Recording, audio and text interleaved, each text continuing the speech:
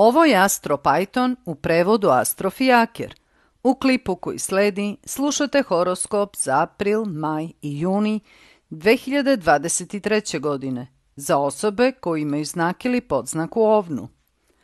Ovo je period kada počinjete da preispitujete svoju prošlost.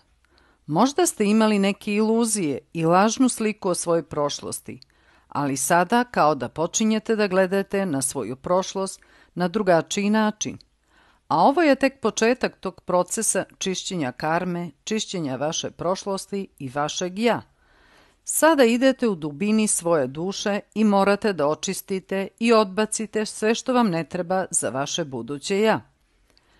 Ovo je vreme kada možete da ostvarite, da dobijete i uradite šta god hoćete. Sada je vreme kada se ostvaruju vaši snovi u vezi zdravlja, posla, ljubavi, šta god. Gde god da se pojavite, vi ste glavni i u centru pažnje. Svi vas traže, svi vam pomažu i svi bi da budu u vašoj blizini, jer prosto zračite pozitivnom energijom. Neki od vas će putovati, a neki će učiti, ili jedno i drugo. Savet: nemojte da se namećete drugima i da ih terate da budu kao vi, jer imajte na umu da ostali nemaju vaš optimizam i vašu energiju. I pazite da se ne ugojite. Sva vaša energija će biti usmerena na kuću i na porodicu. Neki od vas će renovirati ili graditi kuću. Znači, puno ćete novca i vremena trošiti za kuću i za porodicu. Samo nemojte da se svađate zbog toga sa ukućanima i pazite da se ne povredite. Ovo je takav period i proći će. Imate puno ideja kako da zaradite novac. Vrlo brzo i vrlo lako dolazite do novca, ali imat ćete nagle promene u vezi novca, finansijskih mogućnosti, dobitaka od posla i uopšte sa vašom svojinom i imanjem. Možda nađete novi posao, novi način zarade ili uvedete neke novine u poslu, nove tehnologije i slično.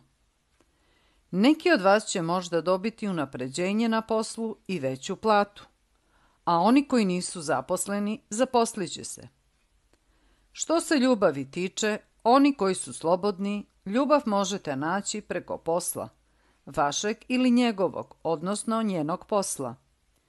Ljubav vam dolazi preko prijateljstva, pa možete ući u vezu sa nekim prijateljem, prijateljicom, ili upoznajete osobu za ljubav preko nekih prijatelja ili preko društvenih mreža i na nekom putovanju.